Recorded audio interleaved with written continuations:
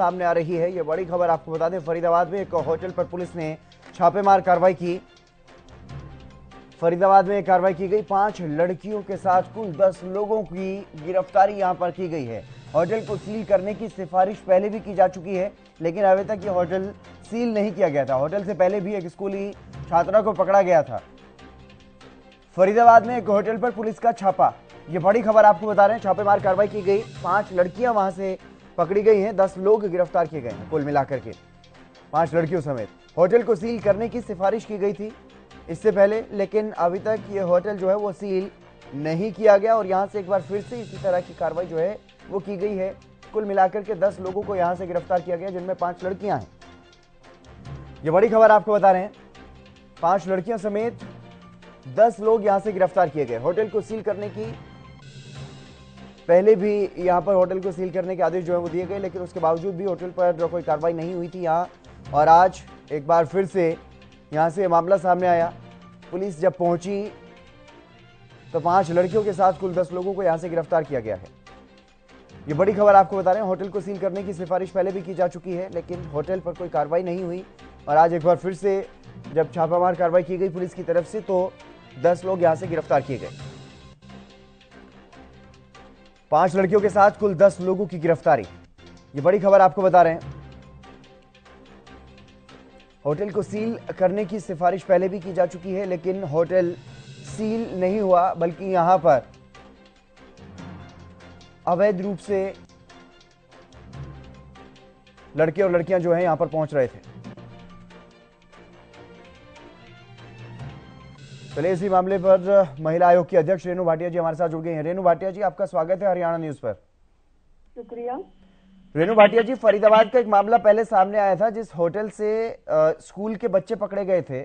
उस होटल को लेकर के आपने वहां पर जो पुलिस के अधिकारियों से भी चर्चा की थी, बातचीत की थी, लेकिन अब एक बार फिर से वहां पर इसी तरह का मामला सामने आया, जहां से 5 लड़कियां जो हैं वो एक बार फिर से पकड़ी गई हैं उसी होटल से। देखिए, ये अभी आज ही की बात है जो मुझे पता चला है, और इसके ऊपर उन लड़कियों को बरामद कर लिया गया है और होटल के खिलाफ कार्रवाई दोबारा कड़ी कर दी जाएगी, क्योंकि इसको होटल को पहले भी 3-4 दिन या 1 हफ्ता बंद करने के बाद वार्निंग दी गई थी कि नाबालिग बच्चियों को प्रवेश नहीं देना। परंतु अगर यदि उसने अवमानना करी आदेश की, तो उसके खिलाफ सख्त कार्रवाई तुरंत दोबारा होगी। जी, लेकिन रेणु भाटिया जी, आपकी तरफ से पहले भी इसी तरह की सिफारिश की गई थी कि इसी तरह की कार्रवाई की जाए होटल पर, लेकिन वहां अब एक बार फिर से इसी तरह का जो मामला है वो सामने आया। क्या कहेंगे इस पर, क्योंकि क्या ये पुलिस की कोई लापरवाही है?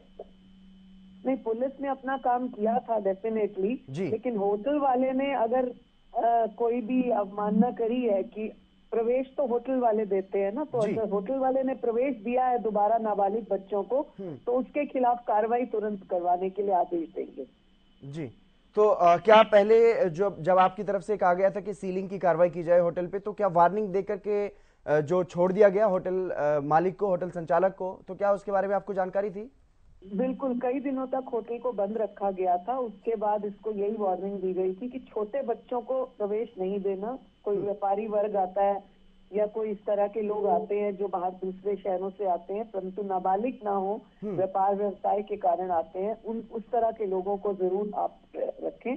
परंतु इस तरह के अवैध जो है व्यवसाय के लिए और नाबालिग बच्चों के साथ खास तौर से ये सतर्कता रहे। परंतु उन्होंने यदि इसकी अवमानना करी है तो उसके खिलाफ तुरंत कार्रवाई दोबारा होगी। जी, रेणु भाटिया जी, बताया जा रहा है जो 5 लड़कियां पकड़ी गई हैं उनमें से 3 अभी नाबालिग हैं, तो इस स्थिति में क्या कुछ कार्रवाई इस होटल संचालक पर की जाएगी? इस होटल पर क्या कुछ कार्रवाई आगे की जाएगी? पुलिस को आदेश देंगे कि उसके खिलाफ पूर्ण कार्रवाई हो, क्योंकि नाबालिग बच्चों को होटल के अंदर पेरेंट्स की अनुमति के बिना और पेरेंट्स के बिना लाना अपराध है। इन बच्चियों के पेरेंट्स को भी बुलाकर पुलिस में बात की जाएगी।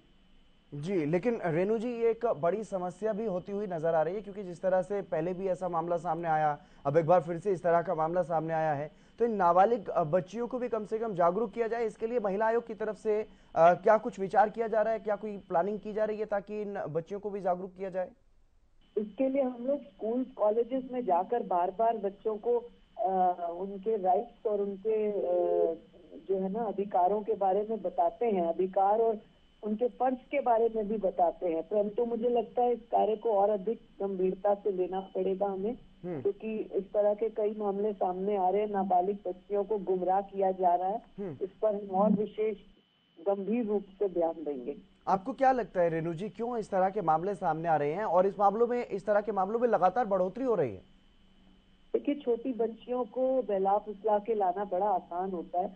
उनको अपने फ्यूचर की नॉलेज या अपने बेटर लाइफ की नॉलेज इतनी आसान नहीं लगती उस समय। उनको उनकी उम्र के मुताबिक उनको ये बाल्यपन में जो ये लापरवाही कर जाते हैं, इसमें मुझे लगता है कि हमें और गंभीरता से इनको समझाना पड़ेगा। और मैं आपके चैनल के माध्यम से सभी एनजीओ, रजिस्टर्ड एनजीओ को निवेदन करूंगी कि इस तरह के कार्यों के ऊपर और अधिक ध्यान दें, इंस्टेड ऑफ अपने आप को कहीं पर हाईलाइट करने के। ये इस तरह के काम बेटियों के संपर्क में आने से मुझे लगता है और ज्यादा जरूरत है हमें।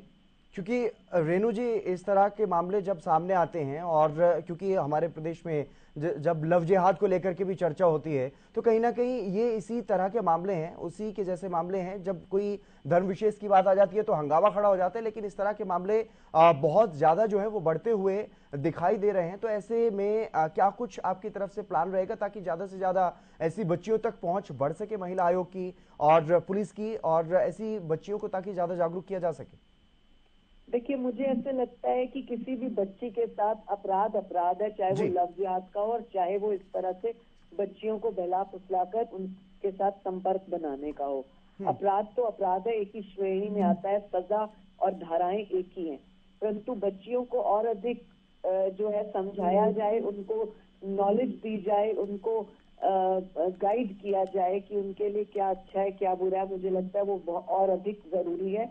हर एक स्कूल की प्रधानाचार्य को भी चाहिए कि वो कम से कम 15 मिनट का समय अपने स्कूल की सभी बच्चियों के साथ दें और उनको अवेयरनेस बताएं कि इस तरह से कहीं पर भी किसी भी स्कैम में फंसना या किसी भी तरह से किसी के चुंगल में फंस जाना कितना आपराधिक है और कितना खतरनाक है, इस चीज की नॉलेज दें वो।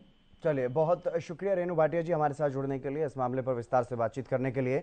लेकिन एक बार फिर से इसी तरह का जो मामला है कुछ महीने पहले भी सामने आया था और अब एक बार फिर से फरीदाबाद से ऐसा ही मामला सामने आया है।